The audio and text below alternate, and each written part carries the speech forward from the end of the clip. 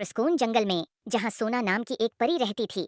उसकी नर्म व नाजक पर जो सुबह के रंगों में चमकती थीं।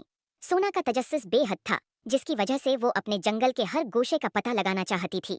एक दिन जब वो जगनुओं की चमक का पीछा कर रही थी, उसने एक आबशार के पीछे छिपा हुआ एक गार देखा, जिसका दरवाजा पानी के पर्दे की वजह से छिपा हुआ था। इसका दिल खुशी से धड़कने लगा और बगैर कुछ सोचे समझे वो गार में दाखिल हो गई। गार की दीवारें चमकदार क्रिस्टल्स से भरी हुई थीं, जो रोशनी की किरणों को मुनाकिस कर रही थीं। सोना एक चमकते हुए क्रिस्टल से दूसरे तक उड़ती रही और आगे बढ़ गई, यहाँ तक कि वो एक बड़ी गार में पहुंच गई, जहाँ बहुत से कीमती पत्थर और सोना था। गार के दरमियान में एक बड़ा क्रिस्टल था, जो उसने पहले कभी नहीं देखा था। ये एक गर्म सुनहरी रोशनी बखेर रहा था और सोना को इसकी तरफ खींचने का एहसास हुआ। जब वो करीब पहुंची, इसकी तजस्सुस मजीद बढ़ी और उसने क्रिस्टल को छुआ ताकि उसे करीब से देख सके। अचानक जमीन कांपने लगी और पत्थर गिरने लगे।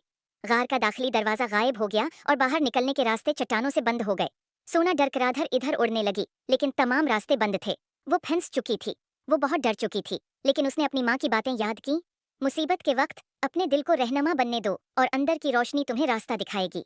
गहरी सांस लेते हुए सोना ने अपनी आंखें बंद की और क्रिस्टल की सुनहरी रोशनी पर तौजा मरकूज की।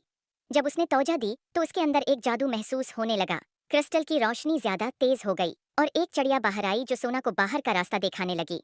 और आसे सूरज की रोशनी की एक किरण दिखाई दी। सोना का दिल उम्मीद से भर गया। नए अज़्म के साथ वो रोशनी की तरफ उड़ी और गार से बाहर निकल आई। ताज़ा हवा को गहरे सांस में लेते हुए सोना ने गार के दरवाजे की तरफ देखा, जो अब अपनी असल शक्ल में वापस आ चुका था, आबशार के पीछे छिपा हुआ था। उसने महसूस किया कि वो क्रिस्टल उसके हाथ में है। सोना ने आसमान की तरफ उड़ान भरी। वो बहुत खुश थी। उम्मीद है आपको स्टोरी पसंद